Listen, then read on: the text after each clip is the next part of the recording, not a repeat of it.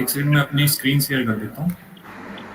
हाँ डॉक्टर साहब, शुरू कर सकते हैं। जी, काफ़ी दिन बस हो मैं गए। एक बार अपनी स्क्रीन शेयर कर देता हूँ, जी। देन स्टार्ट करते हैं।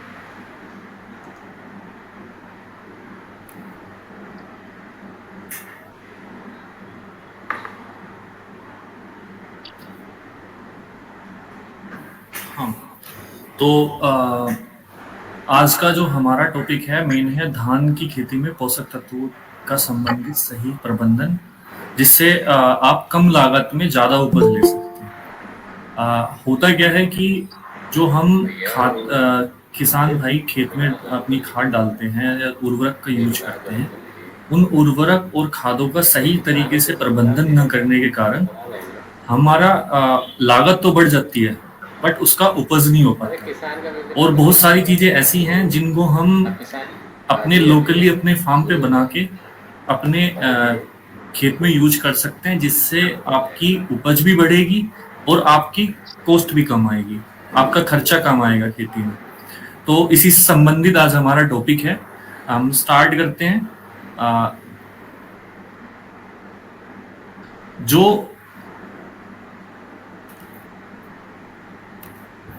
अभी तक मैंने देखा कि क्या मेन समस्या हो सकती है, तो उसमें सबसे पहले था कि खाद की कीमतें लगातार बढ़ रही हैं। जो डीएपी आज से कुछ साल पहले 700-800 रुपए का एक बोरा मिलता था, वो आज 1300 रुपए का बोरा हो गया है। मिट्टी की उर्वरक क्षमता साल दर साल कम होते जा रही है, जिसके कारण क्या हो रहा है कि हम जितना खाद पहले डालते थे, उतने खाद से जितनी उपज हमें पहले मिलती थी, आज हमें उतनी उपज भी नहीं मिल पा रही है। हम खाद का तो यूज करते हैं, बट हम उससे उतना प्रोडक्शन नहीं ले पाते जितना पहले ले पा रहे थे। तो फसल पैदावार एक तरफ से बोल सकते हैं कि एक लेवल पे आ गया है, ठहर गया है, कि हम खाद तो बढ़ा रहे हैं, अपने उर्वरकों की मात्रा तो बढ़ा रहे हैं, बट उन उर्वरकों की मात्रा से हमें पैदावार नहीं बढ़ रही है। तो इसका मेन क्या इशू है कि मेन इशू है कि जो हम पोषक तत्व अप्लाई कर रहे हैं वो असंतुलित हैं। असंतुलित होने के कारण क्या हो रहा है कि उससे बीमारियां और जो कीट पतंगे हैं उनका भी प्रभाव ज्यादा बढ़ रहा है, क्योंकि सब एक दूसरे से कनेक्टेड होते हैं, जुड़े होते हैं। अगर हम खाद का सही प्रबंधन नहीं करेंगे तो हम अगर हमने किसान भाई ने किसी ने यूरिया ज्यादा डाल दिया खेत में, तो उस यूरिया ज्यादा डालने की वजह से क्या होगा कि जो खेत पौधे हैं वो हमारे पौधे ज्यादा ग्रोथ कर जाएंगे, हरे हो जाएंगे ज्यादा। तो उससे क्या होगा कि कीट पतंगे उन पे ज्यादा अटैक करेंगे। तो असंतुलित जो हमारा पोषक तत्व देने का वो है, उससे अफेक्ट करता है कीट पतंगे और बीमारियों के लिए भी। टोटल किसान भाई क्या हो गया है कि आज से अगर हम आज से 50 साल पहले देखें तो जो किसान भाई थे वो खाद और उर्वरक दोनों को संतुलित मात्रा में यूज करते थे। बट आज के टाइम पे क्या हो गया है कि हम टोटली डिपेंड हो गए हैं रासायनिक खादों पे, जिससे क्या हो गया कि मिट्टी की जो उर्वरक शक्ति थी वो कम होते जा रही है। तो इसको सुधारने के लिए हमें फोकस करना होगा कि हम अपनी जो पोषक तत्व हैं उनको संतुलित और सही तरीके से खेतों में को तक पहुंचाएं। एक हमारा एक चार्ट है जिससे डॉक्टर साहब आपकी आवाज बहुत स्लो आ रही है, कृपया थोड़ा लाउडली प्लीज बोलिएगा सर। आ, अभी आ रही है क्या? हाँ सर, हाँ आ रही है। हाँ जी जी ठीक है। हाँ तो ये एक चार्ट है जिसमें दिखाया गया है कि हम अपने पौधों में कैसे पता करें कि आपके पौधे में किस पोषक तत्व की कमी है। अगर कोई आपका पौधा, ये अगर आपका धान का पौधा भी है चाहे किसी भी क्रॉप का पौधा है, उससे डिपेंड नहीं है, पर सिम्टम आपको सेम ही मिलेंगे। सेम ही तरीके से आप आइडेंटिफाई कर पाएंगे कि आपके पौधे में किस चीज की कमी है। कभी कभी क्या होता है कि आपके पौधे में पोषक तत्व की कमी होती है और हम दुकान पे जाते हैं, दुकान वाला हमको बोलता है कि इसमें ये बीमारी आ गई है, और वो आपको केमिकल, फंजीसाइड, पेस्टिसाइड डलवा देता है, जिससे क्या होगा कि आपकी कॉस्ट भी बढ़ती है और आपको सही सोल्यूशन भी नहीं मिलता है। तो खेती में सबसे बड़ा जरूरी क्या है कि आपको पता होना चाहिए कि आपके पौधे में सही प्रॉब्लम क्या है। अगर आप प्रॉब्लम सही से फाइंड आउट कर लेंगे तो आप उसका सही से सोल्यूशन भी दे पाएंगे। तो अगर आपके खेत में, अगर आपका पौधा का जो निचला हिस्सा है, जो निचली पत्तियां हैं, अगर वो पीली पड़ जाएं, और पीली भी कैसे कि अगर वो वी शेप में हो, जिस तरीके से आप इस लीफ के अगर देखेंगे, जिस तरीके से इस लीफ में जो वेन बनी हुई है, उसी आकार से अगर आपका पौधे की पत्तियां पीला पड़ना स्टार्ट हो जाएं, नीचे वाली पत्तियां, तो आप समझिए कि आपके खेत में नाइट्रोजन की कमी है, आपकी जो क्रॉप है उसमें नाइट्रोजन की कमी है। और अगर आपका पत्ता पर्पल कलर का, बैंगनी कलर का कलर शो करने लगे, जो नीचे के पत्ते होंगे उसमें बैंगनी कलर बनने लगे, तो आप समझ सकते हैं कि ये जो कलर बन रहा है ये फॉस्फोरस की डेफिशिएंसी के कारण बन रहा है। अगर आपके पत्ते में पीलापन तो बन रहा है, बट अंदर से येलो ना पीलापन ना बन के बाहर से पहले पीलापन बन रहा है और वो बाद में ब्राउन कलर का, मटमैला कलर करके पत्तियां सूख जाना स्टार्ट हो जाती है, तो इस तरह का जो डेफिशिएंसी होती है उसको पोटेशियम की डेफिशिएंसी के कारण ऐसा होता है। इसी तरीके से जो मैग्नीशियम होता है उसमें पीला तो पड़ता है, बट जो उसके वेन्स होते हैं पत्ते के, वो आपको ग्रीन मिलेंगे और बाकी पत्ता आपको पीला पड़ना स्टार्ट हो जाता है। मोलिबिडनम में इसका उल्टा होता है, आपका पत्ता पीला पड़ता है बट जो वेन्स होंगे वो व्हाइट कलर के हो जाएंगे, सफेद कलर के हो जाएंगे, उस पे ब्राउन कलर के धब्बे बन जाते हैं। तो इस तरह की डेफिशिएंसी मोलिबिडेनम के कारण होती है। ये खेत में आपके बहुत रेयरली केस में दिखाई देंगी, क्योंकि जो हमारा जो खेत होती है, मृदा है, मृदा में मैक्सिमम जो हमारे पौधे हैं वो पौधों में नाइट्रोजन, फॉस्फोरस, पोटेशियम, इसके बाद कैल्शियम, सल्फर, मैग्नीशियम, और अगर हम धान की बात करें तो धान में एक जिंक, इन चीज की डेफिशिएंसी को शो करते हैं, इन्हीं चीज में कमी शो करता है। बिकॉज जो अदर चीजें हैं वो अभी मात्रा में अवेलेबल हैं, बट इन फ्यूचर में अगर हम भविष्य की बात करें तो वह भी की डेफिशिएंसी होना स्टार्ट हो जाएगा, क्योंकि हम उसमें सिर्फ और सिर्फ केमिकल फर्टिलाइजर डाल रहे हैं। जो हम केमिकल फर्टिलाइजर डाल रहे हैं, मैक्सिमम किसान भाई खेत में यूरिया यूज करते हैं, डीएपी यूज करते हैं, अगर इससे ज्यादा जाएंगे तो आप एमओपी यूज करते हैं, और अगर धान का खेत है तो उसमें सिर्फ आप जिंक यूज करते हैं। बट एक पौधे को ग्रो होने के लिए 17 तत्वों की जरूरत होती है, जो 17 तत्व हम नहीं देते हैं। अगर वो 17 तत्व हम नहीं दे रहे हैं तो हम पौधे को पूरा भोजन ही नहीं दे रहे हैं। इसे ऐसे कह सकते हैं कि जैसे आप खाना तो में रोटी तो खा रहे हैं बट उसके साथ सब्जी नहीं खा रहे हैं। अगर आप खाली रोटी पे निर्भर रहेंगे तो आपको सोल्ट नहीं मिलेगा, चीनी नहीं मिलेगी, ठीक है। तो अलग अलग पोषक तत्व देना बहुत जरूरी है। तो ये पोषक तत्व किससे जाते हैं? ऑर्गेनिक से जाते हैं। तो हमारा जो पोषक तत्व मैनेजमेंट हो वो ऐसा होना चाहिए कि उसमें हम खाली उर्वरक पे ही निर्भर ना रहें, हम मैन्योर पे भी जाएं और साथ में उर्वरक, खाद और उर्वरक दोनों का संतुलित यूज करना चाहिए।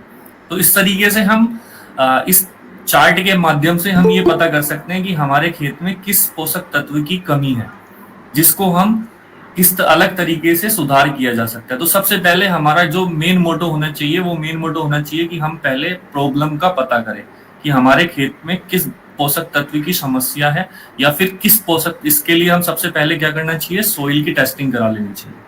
अगर हम मृदा टेस्टिंग करा लेते हैं तो इससे क्या होता है कि हमें पता चल जाता है खेत में आपकी फसल लगाने से पहले ही कि हम किस फसल को लगा के किस पोषक तत्व की हमें देने की ज्यादा जरूरत पड़ेगी।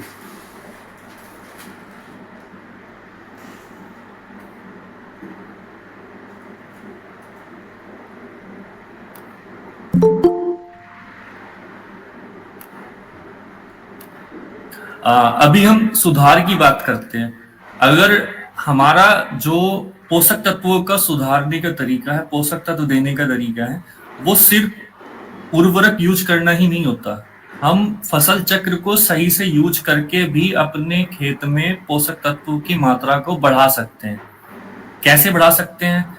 अगर आप धान गेहूं का फसल चक्र यूज करते हैं, उस फसल चक्र के साथ जो धान की हार्वेस्टिंग के बाद और गेहूं की बुआई से पहले का जो खाली समय बचता है, अगर किसान भाई उसमें ग्रीन मैन्योरिंग यूज करें, हरी खाद का यूज करें, ग्रो करें, या फिर उर्द गेहूं मूंग इनको ग्रो करके इनको अगर आप हार्वेस्ट भी कर लेंगे और जो उसका बचा हुआ अवशेष होगा उसको खेत में मिला देंगे, तो इससे क्या होगा, हमारे फसल की 30 to 40%, 30 से 40% जो पोषक तत्व हमारे खेत को चाहिए वो इसी क्रॉप के अवशेषों से पौधे को, धान की फसल को प्राप्त हो जाएगा।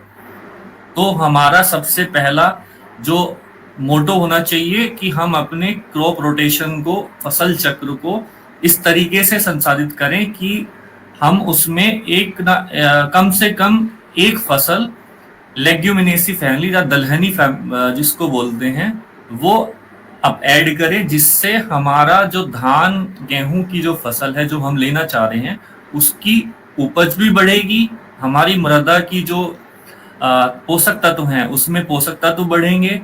तीसरा क्या होता है कि जितना भी ये आप पोषक तत्व मैनेजमेंट पढ़ रहे हैं, समझ रहे हैं, वो सब किससे जुड़ा हुआ है? वो सब सूक्ष्म जीवों से जुड़ा हुआ है। अगर सूक्ष्म जीव ही खेत में कम हो जाएंगे तो उससे क्या होगा कि आपके जो पौधा है वो आपके पोषक तत्व को ले ही नहीं पाएगा। तो पोषक तत्व आपके खेत में होना और उनको पौधे तक पहुंचाना, उसमें जो सबसे बड़ा रोल होता है वो होता है सूक्ष्म जीव का। तो आपको इस तरीके का फसल चक्र बनाना बहुत ज्यादा जरूरी है, जिससे आपके पौधे को, धान के पौधे को ज्यादा से ज्यादा मात्रा में पोषक तत्व अपने आप ही उस सिस्टम के थ्रू मिलता रहे।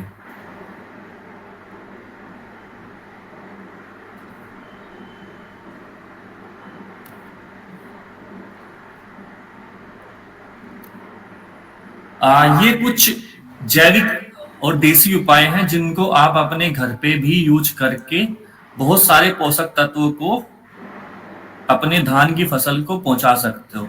जिसमें हमने अभी जो डिस्कस किया था वो हरी खाद का डिस्कस किया था। हरी खाद ग्रो करके आप अपने खेत के 50% जो पोषक तत्व हैं उनको नेचुरली तरीके से धान तक पहुंचा सकते हो, जिसमें आपकी जो खाद डालने की कॉस्ट है वो भी कम हो जाएगी। इसके अलावा आप जीवामृत का यूज कर सकते हो। जीवामृत एक हमारे जो एंसेस्टर थे, जो हमारे पूर्वज थे, उन्होंने कुछ नेचुरल देसी उपाय बनाए थे जिससे खेती की जाती थी। अभी क्या हो गया है कि हम जो उर्वरक हैं उनका इतना ज्यादा यूज करने लगे हैं कि हम अपने जो पूर्वजों की देन थी उसको भूलने जा रहे हैं। तो जिसके कारण क्या हो रहा है कि हमारे खेतों की जो उर्वरक शक्ति है वो कम होती जा रही है। और एक अचंभे की बात बताऊंगा मैं आपको कि जिन देशों ने हमें ये उर्वरक दिए थे, अगर आप पीछे जाएंगे तो 1960 से पहले भारत पूरी तरह खाद पे निर्भर करता था, या फिर इसी तरीके के जो देसी उपाय थे उन पे निर्भर करता था। और हमें उर्वरक 1960 के बाद खेतों में डालना स्टार्ट किया, और जिन देशों ने हमें ये दिया वो खुद अब जो देसी खेती है उसकी तरफ जा रहे हैं, और हम आज केमिकल पे पूरे डिपेंडेंट हो गए। तो जीवामृत जो बनता है वो आपके घर के जो प्रोडक्ट हैं उन्हीं से मिलके बनाया जाता है। इसके लिए आपको कुछ गोबर, गाय का गोबर, गाय का मूत्र, इसके अलावा आपको थोड़ा सा आधा किलो मिट्टी लगता है। मिट्टी कहाँ की होनी चाहिए? कहीं उपजाऊ जगह की। हम कोशिश करें मिट्टी ऐसी जगह की लें जहाँ से हम खेती नहीं करते हैं और वहाँ पे नेचुरल एनवायरनमेंट बना हुआ है। तो ऐसी जगह की वहाँ से मिट्टी ली जाती है। इसके अलावा इसमें हम आधा किलो गुड़ यूज कर सकते हैं, आधा से 1 किलो गुड़ गुड़ जितना पुराना होगा, खराब होगा, वो उससे उतना अच्छा जीवामृत बनता है। और इसके अलावा इसमें आधा किलो कोई भी प्रोटीन रिच दाल, जिसमें कोई दाल का भूसा, अगर दाल भी नहीं है तो जो आटा का बचा हुआ छानने के बाद जो बचता है छलनी, उसको इसमें यूज किया जा सकता है। और इसको बनाने के लिए सिंपल तरीका होता है, इन सबको हम एक ड्रम लेते हैं, ड्रम लेके उसमें इन सबको मिला के और 200 लीटर पानी में मिक्स करके सुबह शाम इसको चलाया के और एक कपड़े से ढक देते हैं। ये 14 दिन में सिर्फ तैयार हो जाता है। 14 दिन के बाद इसको आप जो सिंचाई करते हैं, सिंचाई के पानी के साथ अप्लाई कर सकते हैं खेत में। इससे क्या है कि आपके खेत की जो उर्वरा शक्ति है वो भी बढ़ेगी, आपके जो धान की फसल है उसमें काई बनेगी। काई का बहुत बड़ा रोल होता है, ये आपके धान को नाइट्रोजन भी प्रोवाइड करती है, और नाइट्रोजन देने के साथ साथ ये आपके धान की फसल को, आपकी धान की फसल में जो पानी ठहरने की समस्या है उसको भी समाधान करती है। इसका यूज करने से आपके खेत में पानी ज्यादा टाइम के लिए रुकता है। इसी तरीके से पंचगव्य होता है। पंचगव्य गाय के 5 प्रोडक्ट से मिलकर बना होता है, जिसमें हम गाय का गोबर, गाय का मूत्र, दूध, दही, घी, इन सबको मिलके पंचगव्य बनाते हैं। इसी तरीके से मिक्स करके इसका प्रोसीजर आप चाहेंगे मैं आपको दे दूंगा। हमारी आप ऐप का यूज कर सकते हैं समाधान के लिए, बनाने का प्रोसीजर के लिए, हर एक तरीके से। इसके अलावा केंचुआ खाद, वर्मी कंपोस्ट, आप सब जानते हैं कि आजकल वर्मी कंपोस्ट का यूज करने से मृदा की संरचना भी बढ़ती है, उर्वरक शक्ति बढ़ती है, और इसका यूज करने से पोषक तत्वों की कमी दूर होती है। वेस्ट IRI द्वारा, संस्थान द्वारा एक वेस्ट डिकम्पोजर बनाया गया है, जो 20 रुपए की एक छोटी डिब्बी मिलती है। ये आपको ऑनलाइन मिल जाएगी, नहीं तो आप कभी IRI के किसान मेला में जाएंगे वहां से भी ले सकते हैं। इसके अलावा बाकी दुकानों पे भी आजकल वेस्ट डिकम्पोजर मिलता है, तो उसको अगर आप कंटिन्यूअस यूज करेंगे खेत में, तो उससे क्या होता है कि जो आपके खेत में अनडिकम्पोज मटेरियल, मतलब जो पूरी तरीके से सड़ता नहीं है, उसको वो सड़ा के ज्यादा अच्छे तरीके से आपके पौधों को पोषक तत्व प्रोवाइड करता है। इसी तरीके से अगर आप अपने खेत में बायो फर्टिलाइजर्स का यूज करेंगे, तो बायो फर्टिलाइजर्स क्या होता है, आप इसके लिए मैं बताऊंगा आपको। हमारे खेत में जो आप यूरिया डालते हैं, यूरिया, DAP, MOP जो डालते हैं, वो सारा का सारा हमारे पौधों को मिल ही नहीं पाता है। उसका कुछ ही प्रतिशत ऐसा होता है जो हमारे पौधे ले पाते हैं, बाकी जो होता है वो या तो अनअवेलेबल फॉर्म में चला जाता है, मतलब या तो वो उसे जिस उसमें उन्हें चाहिए पौधों को उसमें नहीं मिलेगा, या फिर वो ऐसे चला जाएगा कि वो वेस्ट हो जाएगा। तो इस तरीके को उसको फिक्स करने के लिए, उस चीज को उन्हें मिलने के लिए बायो फर्टिलाइजर्स का यूज किया जाता है। अगर मैं आपको इसके लिए बताऊं कि जो हम नाइट्रोजन डालते हैं, यूरिया को डालते हैं, उसका सिर्फ 40% ही, मैक्सिमम 40% बता रहा हूं मैं आपको, कि सिर्फ 40% ही पौधे को मिल पाता है। बाकी का जो 60% है वो वेस्ट हो जाता है। इसी तरीके से जो आप DAP डालते हो, उससे जो फॉस्फोरस प्लांट को मिलता है, फॉस्फोरस सिर्फ 20% मिल पाता है, बाकी का 80% वो प्लांट को अवेलेबल ही नहीं हो पाता है। इसी तरीके से अगर हम पोटेशियम की बात करें, जो MOP के थ्रू आप डालते हो, म्यूरेट ऑफ पोटाश के से, उसका भी सिर्फ 30 से 35% ही पौधे को मिल पाता है, बाकी सब वेस्ट हो जाता है, फिक्स हो जाता है। तो इस सब को दोबारा से अवेलेबल कराने के लिए बायो फर्टिलाइजर का यूज करना बहुत ज्यादा जरूरी है, और इसका यूज करना हमें अपने खेतों में हमेशा यूज करते रहना चाहिए, जिससे जो फिक्स हुए हैं अदर जगह सॉइल में, जो अवेलेबल नहीं है, ये अवेलेबल हो जाएंगे पौधे के लिए। इसके अलावा एक अग्निहोत्रा, ये हमारे ऋषि फार्मिंग के अंतर्गत आता है, ऑर्गेनिक फार्मिंग के अंदर, जिसमें अग्निहोत्रा से हम सुबह शाम में घर में हमारे जो एंसेस्टर थे, जो पूर्वज थे, वो लोग पूजा करते थे। उस पूजा से जो बची हुई राख थी, उसका यूज करने से खेत की रोग प्रतिरोधक क्षमता बढ़ती है और मिट्टी की उर्वरक क्षमता भी बढ़ती है। तो इन सब कुछ देसी उपाय हैं जिनको हम यूज कर सकते हैं अपने खेतों में, जिससे हम अपने खेतों की जो मृदा शक्ति है उसको भी बढ़ा सकते हैं, और हमारे जो धान की फसल है उसमें लागत भी कम कर सकते हैं। एक उपाय मैं आपको बताऊंगा, सुपर वर्मी कंपोस्ट। आपने वर्मी कंपोस्ट शायद सुना होगा। वर्मी कंपोस्ट में क्या होता है कि जिस तरीके से हम वर्मी कंपोस्ट बनाते हैं, जितना आप डीएपी यूज कर रहे हो उसका दाम बहुत ज्यादा है। और वो सब डीएपी किससे बनता है? रॉक फॉस्फेट नाम का एक मिनरल आता है, उसी से वो डीएपी बनाया जाता है। ये रॉक फॉस्फेट जो मिनरल है ये आपको बहुत सस्ते दाम में मिल जाता है। अगर वर्मी कंपोस्ट जो आपने बनाया उस गड्ढे में अगर आप इसको यूज करोगे रॉक फॉस्फेट को, तो जो हमारे केचुए होते हैं वो केचुए एक तरीके से क्या काम करते हैं, गोबर को खा के और अब उसके एक्सक्रीटा के थ्रू वो एक खाद तैयार करते हैं। तो वो जो खाद होती है उसके जो वो उसके स्टमक से जो निकलता है उससे वो एक एसिड प्रोड्यूस करता है, एक एसिड बनाता है। जो एसिड क्या करता है, रॉक फॉस्फेट को भी अवेलेबल जिस फॉर्म में प्लांट को चाहिए उस फॉर्म में चेंज कर देता है।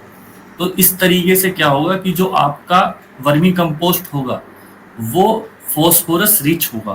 तो मतलब आपको कम दाम में रेडीमेड डीएपी मिल सकता है अपने घर पे, जिसको यूज करके आप पौधे में फॉस्फोरस की जो कमी है उसको दूर कर सकते हैं। और ये आपको सस्ता पड़ेगा जो आप मार्केट से डीएपी के ले जाते हैं।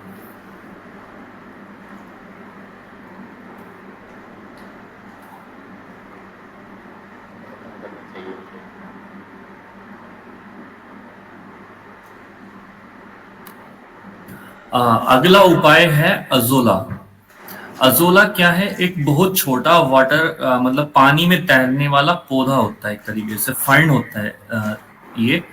इसमें क्या होता है कि इसको यूज अगर आप पानी जब हमारे धान की फसल आप पौधा को ट्रांसप्लांट कर देते हैं, जब पौध को अपने खेत में पहुंचा देते हैं 20 दिन के बाद 25 दिन के बाद, तो उस टाइम पे क्या है, अगर आप उस पानी में अजोला को छोड़ देंगे तो वो विदिन मतलब 1 हफ्ते के अंदर वो पूरे जो खेत है हमारा उस खेत के अंदर पूरे खेत को कवर कर लेता है।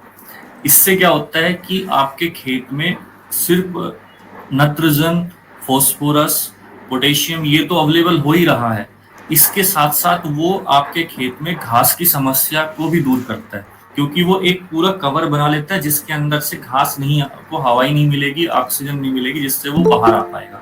तो ये आपके जो खरपतवार की समस्या है उसको भी दूर करेगा। और इसके अलावा इसका यूज अगर कोई किसान भाई डेयरी करता है, जो गाय भैंस पालता है, उसके लिए एक हरा चारे के रूप में यूज किया जा सकता है, जिससे आपकी दूध की जो दूध प्रोडक्शन है वो भी बढ़ेगा और साथ में साथ आपका एक कंटिन्यूअस जो कॉस्ट है फीड की, जो आप चोकर और खल इन सब को यूज करते होगे, उसकी जगह अगर आप अजोला यूज करोगे मिक्स करके कुछ पोर्शन अजोला का, कुछ पोर्शन आप अपने खल और चोकर का मिक्स करके अगर अपनी गाय भैंस को खिलाएंगे तो इससे क्या होगा, दूध भी बढ़ेगा और आपकी कॉस्ट भी कम आएगी। इसी तरीके से ब्लू ग्रीन एल्गी होता है, जिनकी जो मैं आपके बात कर रहा था, एक ग्रीन कलर की काई होती है जो पूरे खेत में फैल जाती है। और अगर हम एक खेत में अजोला और ब्लू ग्रीन एल्गी दोनों को यूज करें तो इससे क्या होता है कि दोनों की एफिशिएंसी बढ़ जाती है। मतलब जो परिणाम जो हमारे होंगे वो जो आप अगर अजोला खाली यूज करेंगे, ब्लू ग्रीन एल्गी खाली यूज करेंगे, उन दोनों के परिणाम से ज्यादा अधिक परिणाम हमें मिलेंगे अगर हम इन दोनों को एक साथ में यूज किया जाए। तो इस तरीके से क्या है कि किसान भाई अपने खेत में खुद से भी पोषक तत्व पहुंचा सकते हैं, किसी उर्वरक से पे डिपेंडेंट ना होके। और ये क्या है कि एक ईयर राउंड सिस्टम होता है, जिससे आप अपने खेत में हर साल की जो उर्वरक शक्ति है खेतों की वो भी बढ़ेगी। आप जो खाना खाएंगे, जो उससे उपज होगी, उसकी क्वालिटी भी अच्छी होगी। और अगर हम इस तरीके से मैनेजमेंट करेंगे, खाली उर्वरक के साथ पर निर्भर न रह के अलग अलग जो ऑप्शन है उनको यूज करके हम करेंगे, तो इससे क्या होगा कि हमारे जो फसल है उसमें पोषक तत्व तो मिलेंगे, इसके अलावा जो हम अगली क्रॉप उसमें ग्रो करेंगे उसको भी पोषक तत्व मिलेंगे। क्योंकि जो ऑर्गेनिक मटेरियल होते हैं उनका जो यूज हम करें, अगर हम अगली फसल जो हम लगाने वाले हैं उस तक भी वो पहुंचते हैं, तो ये एक अच्छा साधन होता है हमारे खेत में पोषक तत्वों की पूर्ति को करना।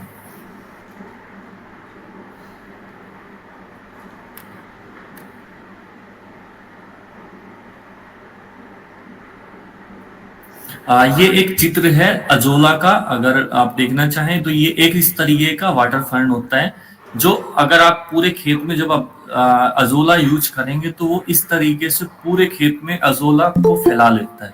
आप ये एक हफ्ते के अंदर पूरे के पूरे खेत में ऐसे फैल जाता है। इससे क्या होता है कि ये पूरे कवर को उसको कवर कर लेता है, और इसको कवर करने से ना तो आपके खेत में खरपतवार की समस्या रहेगी, और जो आप इसके बाद इसको 30 दिन के आसपास में इसको क्या करते हैं, हम पानी सुखा देते हैं।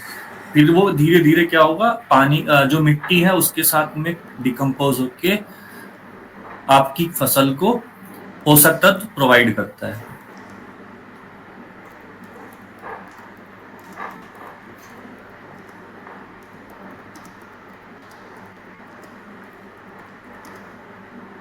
तो मेरा जो हमारा जो आज का मोटो है वो यही है कि किस तरीके से हम कम लागत यूज करके खेतों में पोषक तत्वों की पूर्ति कर सके, धान की फसल को ज्यादा अच्छे से पा सके। इसके लिए हमें क्या करना चाहिए, पहले हमारा काम है मिट्टी का परीक्षण कराना। अगर हम मिट्टी का परीक्षण करा के उसके आधारित एक प्लान बनाएंगे कि हमें इतना इसमें यूरिया डालना है, इतना हमें इसमें डीएपी डालना है, इतना हमें वर्मी कंपोस्ट के थ्रू देना है, इतना हमें अजोला के थ्रू देना है, तो इससे क्या होगा कि हमारी लागत भी कम होगी और हमें उपज भी अच्छी मिलेगी। संतुलित उर्वरकों का हमेशा यूज करना चाहिए। अगर आप कम डालेंगे तब भी आपको प्रोडक्शन कम होगा, अगर आप ज्यादा डाल देंगे तब भी आपको प्रोडक्शन कम होगा। सिर्फ एक पोटेशियम ऐसा मिनरल है जिसको अगर आप ज्यादा डाल दोगे तो उसका कोई इफेक्ट नहीं होता है, उसका पॉजिटिव इफेक्ट होता है। बट एमओपी को छोड़ के ऐसा कोई केमिकल नहीं है या कोई पोषक तत्व नहीं है जो ज्यादा होने के बाद आपकी फसल को अच्छा प्रभाव देगा। तो हमें पोषक तत्व हमेशा संतुलित डालने चाहिए, मिट्टी परीक्षण के आधारित पे डालने चाहिए, और मैक्सिमम हमें ऑर्गेनिक पे डिपेंड होना चाहिए, ना कि केमिकल पे। हम अगर हम अपने खुद से पोषक तत्व तैयार कर सकते हैं तो हम किसी कंपनी पे क्यों डिपेंडेंट रहे। तो हमें सबसे पहले खुद पे हम अपने खेतों की पोषक तत्व को खुद से कैसे तैयार कर सकते हैं उस पे निर्धारित होना चाहिए। देन जो शेष अमाउंट बचा उस पे हमें उर्वरकों के साथ जाना चाहिए। तो इससे क्या होगा कि हमारा जो कॉस्ट है वो भी कम आएगा, लागत कम आएगी, हमें प्रॉफिट अच्छा होगा, और एक ये लॉन्ग टर्म सस्टेनेबिलिटी बनेगा जिससे हमारे जो खेत हैं, मृदा है, उसकी उर्वरक शक्ति लॉन्ग टर्म तक बनी रहेगी।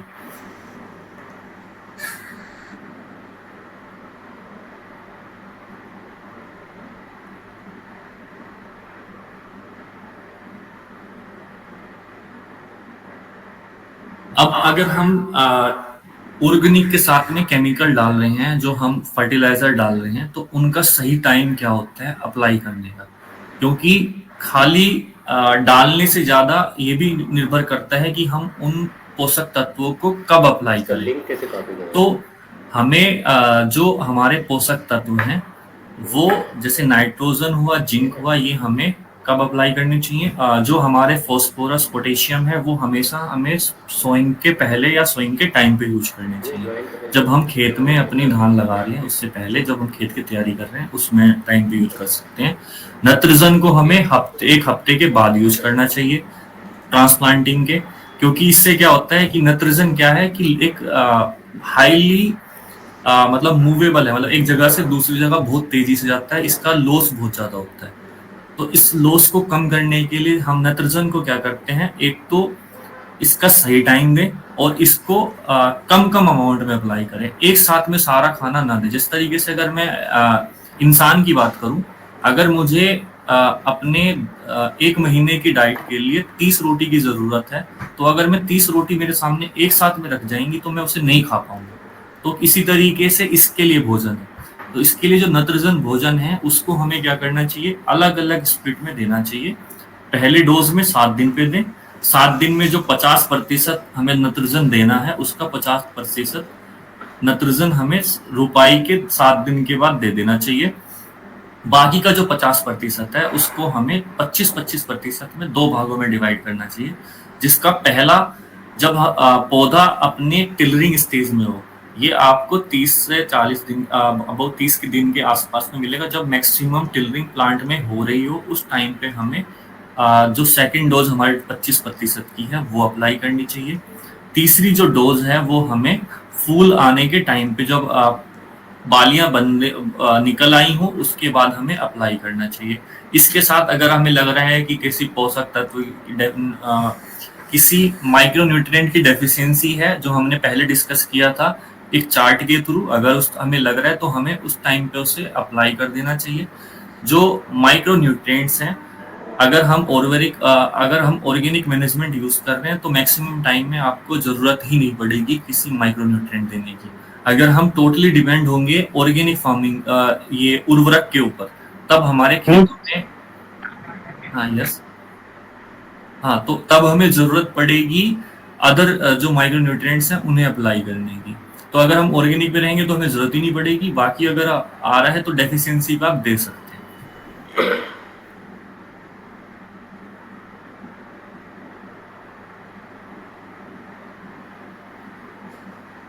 मैं अपनी बात को ज्यादा लंबा ना करते हुए, इससे लाभ क्या क्या होंगे आपको। खाद पर खर्चा कम होगा आपका, मिट्टी की उर्वरकता शक्ति बढ़ेगी, उत्पादन बढ़ेगा, उत्पादन की गुणवत्ता भी बढ़ेगी, जिससे आपको मार्केट में ज्यादा अच्छे दाम मिल पाएंगे, बीमारियां कम लगेंगी आपके खेत में, आमदनी अपने आप ज्यादा बढ़ जाएगी, अगर आपकी जो कॉस्ट है, जो आपकी लागत है खेत की, वही कम हो जाए, तो ये आमदनी को डायरेक्टली आपके बढ़ाएगा।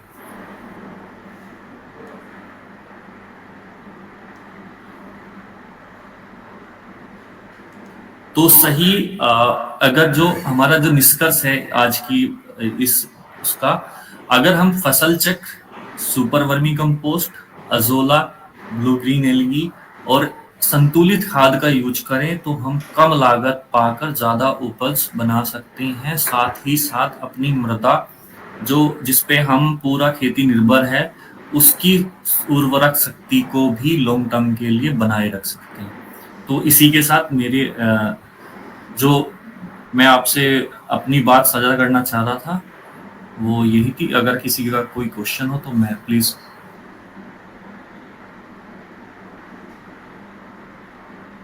अमित सर। हाँ, बहुत बहुत धन्यवाद डॉक्टर साहब। यहाँ पे जितने भी किसान भाई जुड़े हैं, मेरी आवाज़ सभी को जा रही है क्या? तो जितने भी लोग यहाँ पे, हाँ, जितने भी लोग जुड़े हैं, उनका सबसे पहले धन्यवाद। आपने इतने अच्छे तरीके से इनको बताया है। तो अगर इसके बाद भी अगर किसी भी किसान भाई का कोई भी सवाल है, तो आप डॉक्टर साहब से पूछ सकते हैं। और हमने मैसेज में भी इस ऐप को ज्वाइन करने के लिए लिंक भी दिया है। इसके अलावा एक चीज़ और हम लोग शेयर कर दिए हैं, इसमें कर देते हैं अभी। एक व्हाट्सएप ग्रुप हमने फार्मित्रा हेल्प के नाम से बनाया है। अगर मान लीजिए अगर आपको लगता है कि अभी नहीं पूछ पाते हैं, कुछ ऐसी समस्या है, तो उस व्हाट्सएप ग्रुप को आप ज्वाइन करें।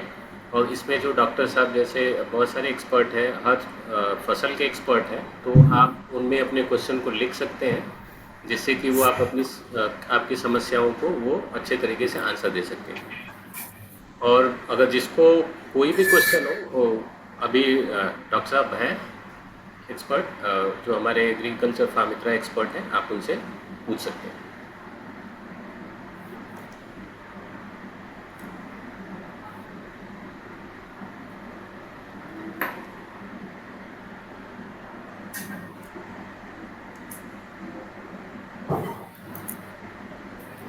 आप किसी का कोई क्वेश्चन हो तो पूछ सकता है प्लीज।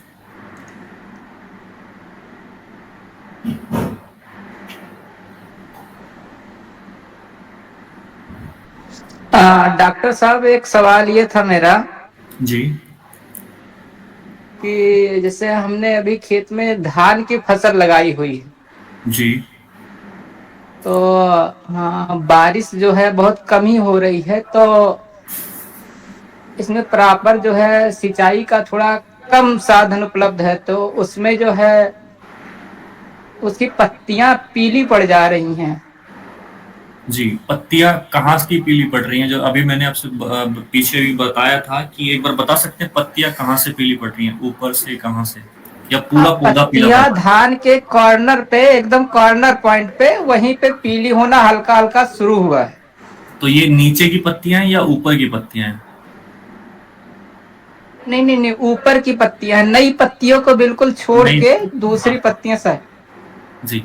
तो देखिए इसमें मेनली क्या है, एक तो आपने पहले ही बताया कि पानी की कमी है। पानी की कमी से क्या होता है कि जो आपके खेत में जितने भी पोषक तत्व होते हैं वो सब पानी में घुलनशील होने के बाद ही पौधे को मिल पाते हैं। ये सब एक सिस्टम, जैसे हम खाना खाते हैं तो रोटी के साथ में सब्जी को मिक्स करके खाते हैं तो वो इजीली हमें डाइजेस्ट हो जाता है, इसी तरीके से पौधे के साथ है। जो पौधे को खाना मिलता है वो कैसे मिलता है, जो पानी हम सिंचाई देते हैं उस सिंचाई के पानी में वो मिक्स होके एक घुलनशील बनता है, और जो रूट होती है, जो पौधे की जड़ होती है, उससे वो पौधे तक पहुंचता है। तो क्या होता है कि जब प्लांट को पानी प्रॉपर तरीके से नहीं मिलता तो पोषक तत्व भी प्रॉपर तरीके से नहीं पहुंच पाते हैं। तो इसके लिए मैं सजेस्ट करूंगा कि अगले साल जब आप धान लगाएं तो अगर अगर आपके खेत में पानी का प्रॉपर इंतजाम नहीं है तो आप धान को अवॉइड करके दूसरी कोई फसल यूज करें। बट अगर आप इस साल मतलब वैसे करना चाह रहे हैं कि आपको धान ही लगाना है तो सबसे पहले फसल में अपनी वैरायटी को चूज करें जो कम पानी में भी अच्छे से ग्रो हो सके। तो उसके लिए आप हमारी ऐप से जुड़े रहें। जी नेक्स्ट ईयर जब भी आप लगे होगा उससे पहले आप हमसे जुड़े, हम आपको कौन सी वैरायटी लगानी है, क्या और डॉक्टर साहब ये भी सवाल था कि अगर जो है अगली सिंचाई करते समय कोई ऐसा पोषक तत्व तो है जिसे डालने से नमी थोड़ा टाइम तक बनी रहे, ऐसा कुछ उपाय? इसके लिए आप यूज कर सकते हैं कुछ एंड ये आते हैं हाइड्रोजेल है, बट वो अब कॉस्टली पड़ जाएगा आपको। मेन बात है उपाय हैं बट वो उपाय थोड़े कॉस्टली पड़ जाएंगे। इसके लिए सबसे अच्छा तरीका होता है, अगर आपकी फसल, आप जो फसल चुनाव कर रहे हैं वो ऐसा करें जो कम पानी चाहने वाली हो। इसके साथ साथ आप क्या करें, उसमें मल्च बिछा दें। मल्च का मतलब होता है कि आप उसमें किसी और जैसे क्रॉप का, दूसरी क्रॉप के अवशेष हैं उनको बिछा दें। तो इससे क्या होगा, जो आप पानी देंगे वो सनलाइट की तरह से ऊपर नहीं उड़ेगा, वो आपके पानी उसकी वजह से वो बचा रहता है, तो जिससे कम पानी में आपकी फसल पूरी हो सकती है। तो इसके अलग तरीके से मैनेजमेंट कर सकते हैं। अभी धान की फसल क्या है कि ऑलरेडी इतनी बड़ी हो चुकी होगी आपकी कि अब फाइनल हार्वेस्टिंग टाइम पे आ गया होगा, तो जी जी ऑलरेडी जी। कम, उस वजह से तो पानी का लॉस हुआ। और इसके लिए आप ये कर सकते हैं कि पानी एकदम से पूरा ना भरें, आप अल्टरनेट थोड़ा पानी दें और उसके बाद थोड़ा सा सूखने दें, फिर थोड़े दिन के बाद थोड़ा हल्का हल्का पानी प्रोवाइड करें। मतलब जो सिंचाई करे वो हल्की हल्की करें, जी जिससे लॉन्ग टर्म के लिए आपका पानी चले। जी, धन्यवाद डॉक्टर साहब।